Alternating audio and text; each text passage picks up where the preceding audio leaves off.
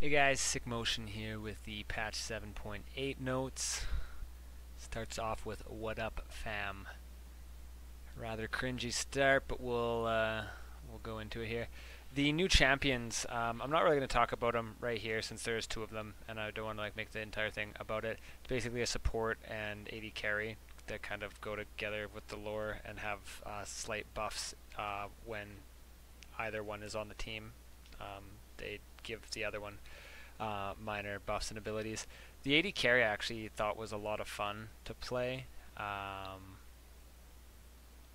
actually really excited to see how she ends up getting played when people figure out, because it's pretty unique mechanics and stuff with her. She seems kind of strong. She kind of has a built-in semi-twitch alt auto attack all the time that kind of cleaves.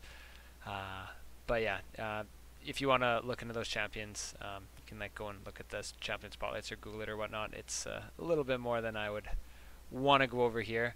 Aatrox continues to get buffed and quality of life stuff. Now his W gains 6.5% of his missing health up from 5, so an additional 1.5% missing health, as well as Hellbent now refreshes when fighting monsters. His passive, where he gets attack speed boost, which will help with jungle Aatrox quite a bit. And he gets a 10% more attack speed at any level of it than he did before, which will be very noticeable when you get 30% instead of 20 early on. So it's getting to the point where I'm like, maybe I'll play some games on Aatrox. Up until now, it's kind of just felt like, why would I play Aatrox even if he feels better? Why wouldn't I just play someone else that's similar to Aatrox, but probably just does more things better and is more well-rounded? But it's kind of getting to the point where maybe it'd be worth it. The Amumu change from last patch, where 15% of magic damage dealt calculated after damage was reduced by magic resistance was reapplied as true damage, is now 10%, but it's pre-mitigation damage. So say the tank that you're hitting has a bajillion MR, and rather than doing 2,000 magic damage, you end up doing 500, and you get 15% of 500. Doesn't feel that good, but now you can get 10% of the 2,000. And then it actually works, because it's applying true damage, but it's true damage after the damage was already mitigated. So technically it was true damage as far as clarity reasons, but it was already mitigated. If you mitigated it again, it was just going to be double mitigated damage. So making it true damage after mitigation was basically just magic damage. So that should interested to see how that'll work out. A Mumu with Rumble or something would be pretty damn strong in a situation like that. But yeah, we'll see how that ends up working out. Let's scroll down here. Ivern. Dropping a bush directly on top of an epic monster no longer hides it from enemy vision. You can still deny vision of an entire area, thereby denying vision of the monster. So yeah, a lot of the stuff with the bushes that he spawns kind of feels clunky more than anything as far as the vision that it gives you. So that's kind of clearing that up a little bit. Quality of life thing was with Karthus. If you're already casting your Q and you press it again, it'll kind of buffer it to cast there after, as soon as it's ready to be cast again, rather than having to just mash your Q button over and over, which people probably still do anyway. Lysandra getting some buffs here. Her Q, hold your hold yourself here. 0.05 AP ratio increase. So I mean, it's a bit. It's not too much. The bigger ones here, the passive on her Iceborne, which gives her the free cast. Instead of 18 seconds at all ranks, it scales down to 9 seconds at level 16. Fixed a bug that caused Iceborne's cooldown to not be reduced when Ring of Frost killed a unit. I mean, it'll be nice, but in all honesty, later on in the game, you have the ways and you have the items to kind of figure out your mana costs a little better. So we'll see how much that actually ends up affecting and buffing, and how much it's kind of just redundant. Malzahar, scrolling down here, some more nerfs to Malzahar. His base armor is down by 2, which at low levels is quite a bit. Doesn't seem like much, but it is. And the Void Swarm, Voidling health is down to 2 from 3, and they're worth less money, but they give less reward. Or sorry, they're worth less money, but they die faster as well, so they're easier to handle. Because most of the time you're trying to kill them, and they end up just like killing you anyway. Or replicating themselves, sorry. I'm trying to do 2 things at once here. I'm getting text messages and phone calls and whatnot that I don't know what they're for. Now I'm curious. Nautilus, his base mana regen growth stat is down slightly, as well as the mana cost is up on his E, so if you're spamming that, you're going to find yourself going more often. You might have to look at investing in some like 1 or 2 Doran's rings, or just being more conscious about your mana. Rise's Overload Q cooldown now resets when Rune Prison or Spell Flux are cast rather than when they hit their targets. When it refreshes when it hits the target, it's more like you're a range character, but you want to stand as close as possible, so there's the least amount of travel time on your spells. So with that being changed to on cast rather than on hit, that'll make that feel a little more clean and fluent. Shen here, these are kind of aimed at more competitive play, where Shen and organized play, where Shen kind of shines a lot more than random Clown Fiesta solo queue matches that don't feel overly competitive, or like you're wanting to take Shen and trust your dudes to protect them and stuff. But anyway, his Q now deals flat amount of damage to any enemy. It used to do, against non-champions, it used to do more damage. Now it does double damage to monsters, still has a cap, so it's less powerful for farming and shoving down waves. You still can jungle Shen a little bit and kill jungle monsters. It's not going to be as strong as before, but it's more damage than you'll be doing to minions. His Shadow Dash energy is reduced by 30, and the width is increased by 20, so it'll be more responsive when you dash through people. And his ult increase in cooldown, 20 at level 1, 30 at level 2, and 40, almost like it's like 2/3 of a minute increase in cooldown at level 3. So cooldown reduction is going to feel even better on him now with the huge cooldowns like that. And the shield is actually smaller. And it scales up to about where it was at every level, based on the ally's health. Shield maxes at 40% health. Kind of, I don't know. I don't know if that means shield maxes out at 40% health. So does it max out above 40% or below 40% is where you're trying to aim for. I'm assuming it gives more of a shield based on their missing health, but I'm not entirely sure on that. I haven't really looked into it. It's kind of just not explained very well right there.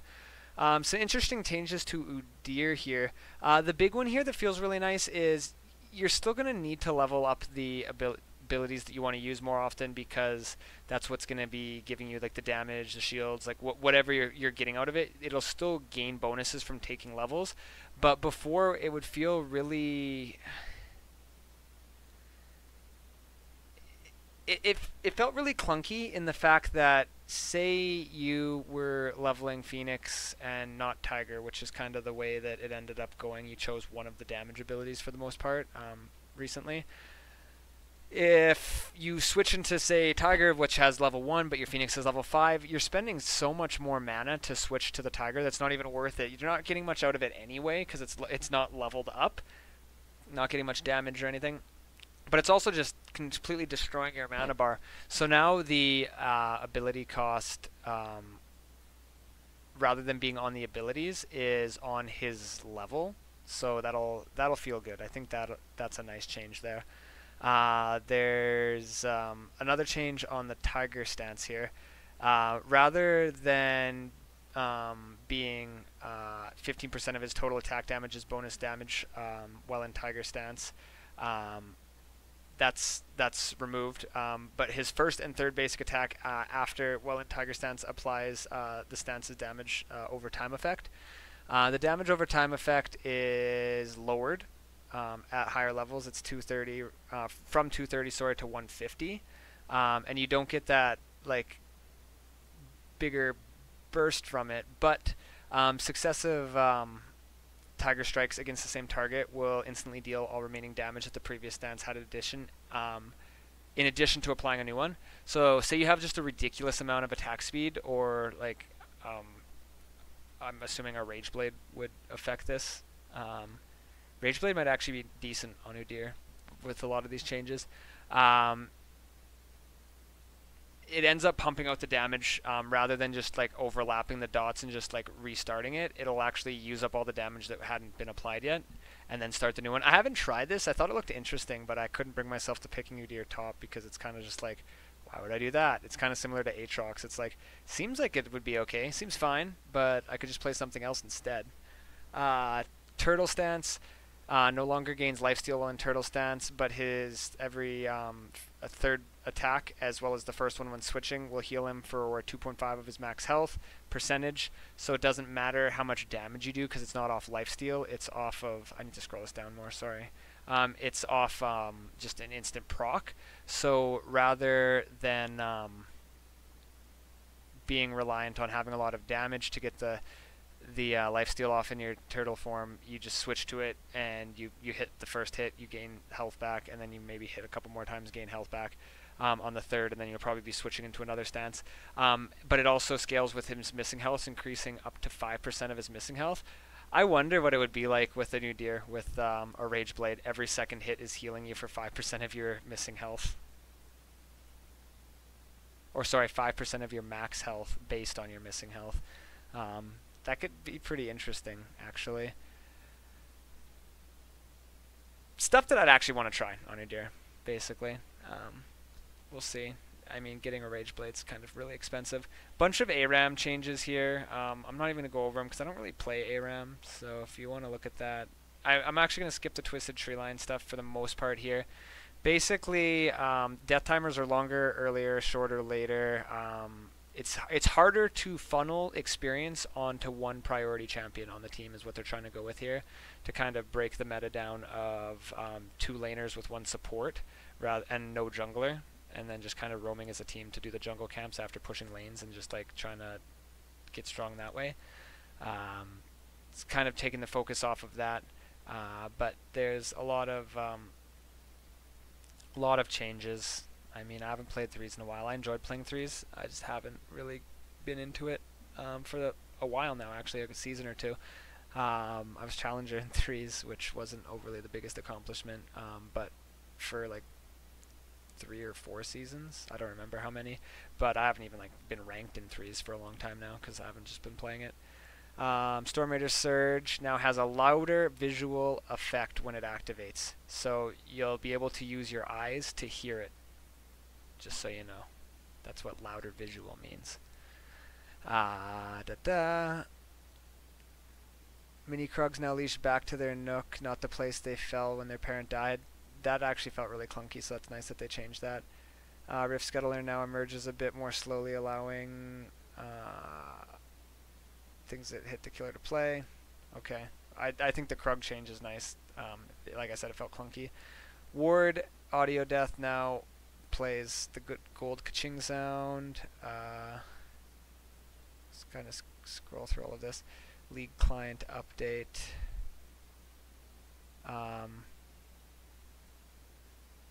Apparently the legacy client that I've been playing on is less than a week until you can't use it anymore, and then I'm going to have to use the new client.